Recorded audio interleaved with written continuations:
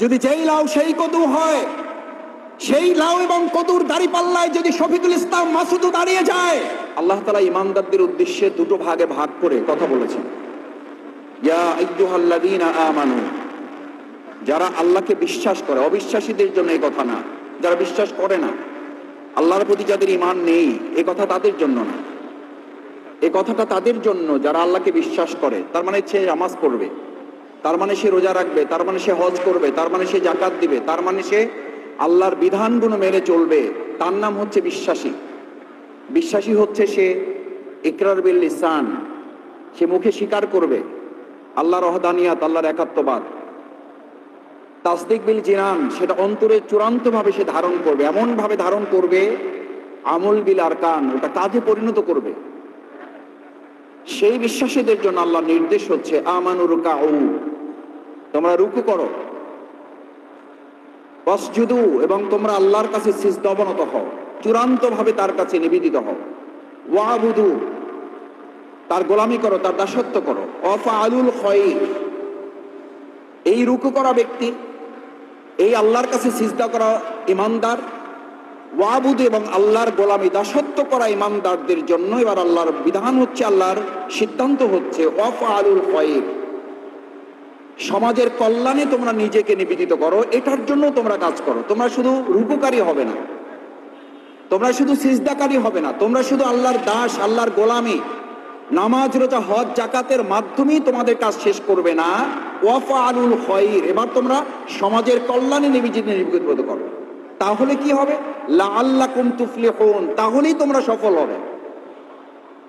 তাহলে তোমাদের 2024 সালের জুলাই আগস্টের গণ অভ্যুত্থানকে পরিপূর্ণ সংস্কারে রূপান্তরিত করা যাবে। রুকুকারী ব্যক্তিরাই, রুকুকারীগণই হবে পরোপকারী। যিনি রুকু করেন, যিনি সিজদা করেন, যিনি আল্লাহর হক আদায় করেন। অর্থটা হচ্ছে দুভাগে বিভক্ত। সম্মানিত ওলামায়ে কেরাম, শ্রদ্ধেয় শিক্ষক মণ্ডলী, আমার সুধীবৃন্দ, আয়াতটা দুভাগে বিভক্ত। ইয়া আইয়ুহাল্লাযীনা আমানু রুকাউ ওয়াসজুদু ওয়াবুদু রাব্বাকুম ওয়াফআলুল খায়র, যারা আল্লাহর হক আদায় করে, আল্লাহ বোঝাতে চাচ্ছেন, বলতে চাচ্ছেন, স্মরণ করাচ্ছেন, আপনাকে এই দায়িত্ব অর্পণ করছেন। যারা নামাজ পড়বে, রুকু করবে, সিজদা করবে, আল্লাহর গোলামি করবে, তারা যেন নামাজ রোজা হজ জাকাত মসজিদ পরিচালনা করে, সেগুন বাগিচার নূর মসজিদের দায়িত্ব পালন শেষ করে এই বাজার এবং অত্র এলাকার দায়িত্ব যেন একজন বেনামাজির হাতে ছেড়ে না দেয়।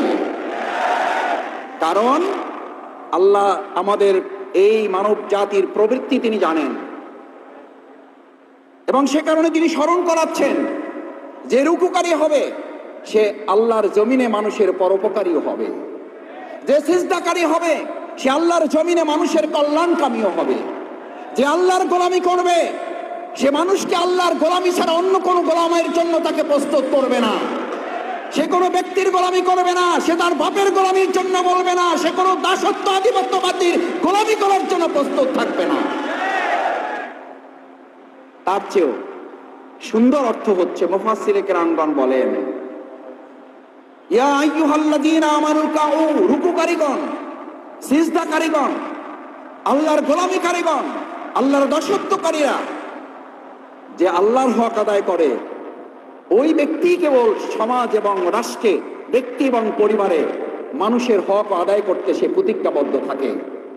কারণ আপনার মধ্যে তো এই সামান্য বুঝটুকু থাকাই উচিত,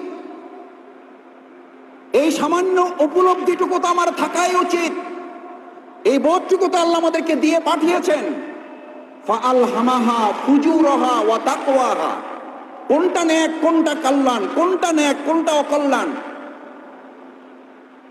কোনটা ভালো, কোনটা মন্দ, কোনটা খারাপ, কোনটা অন্যায়, কোনটা কালো, কোনটা সাদা, এটা বুঝার তৌফিক আল্লাহ আমাদেরকে দিয়েছেন না দেন নাই?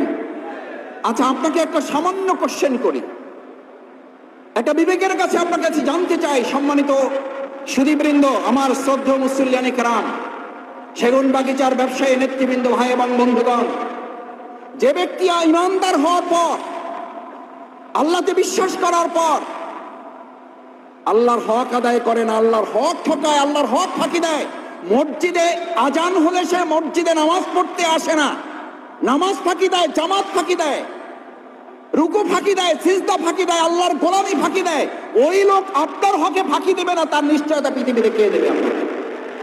একথা খুব সহজভাবে বোঝা যায়। আল্লাহর হক আদায় করে না, সে নিশ্চিতভাবে বলা যাবে সে মানুষের হক আদায় করবে না। যে আল্লাহর হক ফাঁকি দেয়, যে আল্লাহর হক মেরে খায়। আল্লাহর হক মেরে খাওয়া মানে কি?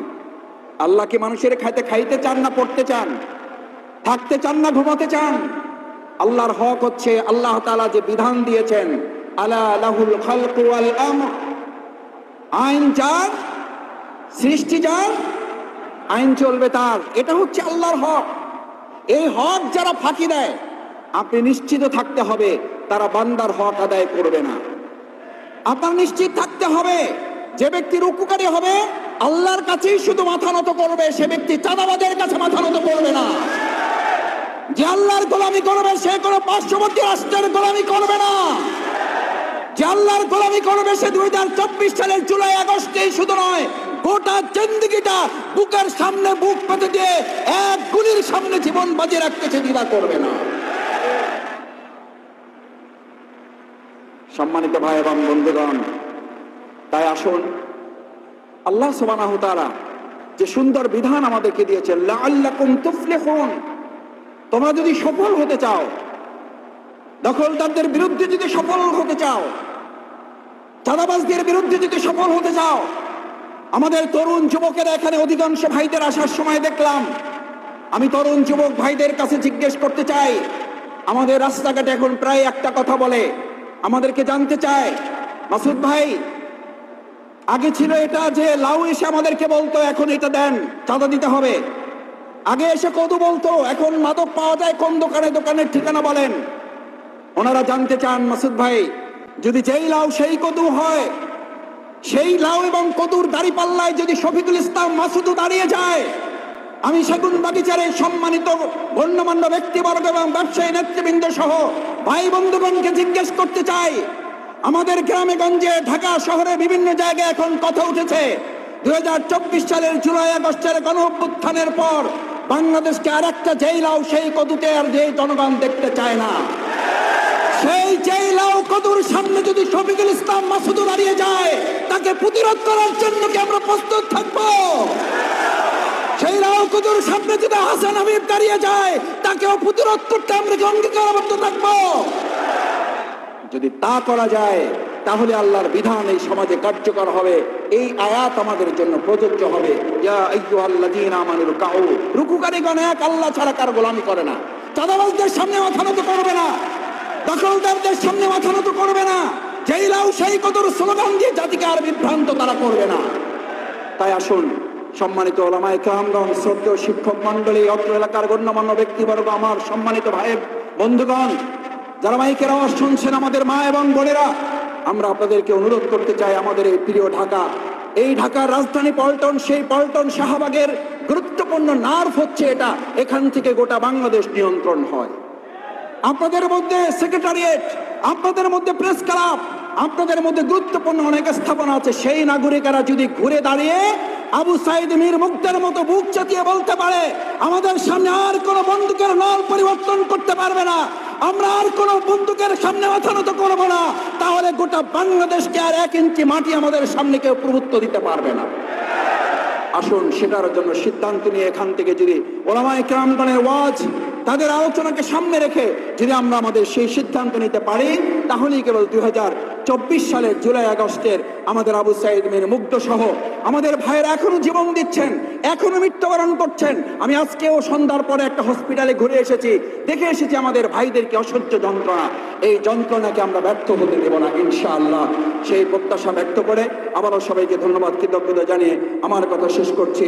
সুবহানাকাল্লাহুম্মা ওয়া বিহামদিকা, আশহাদু আল্লা ইলাহা ইল্লা আনতা, আস্তাগফিরুকা ওয়া আতুবু ইলাইক। আসসালামু আলাইকুম ওয়া রাহমাতুল্লাহি ওয়া বারাকাতুহু।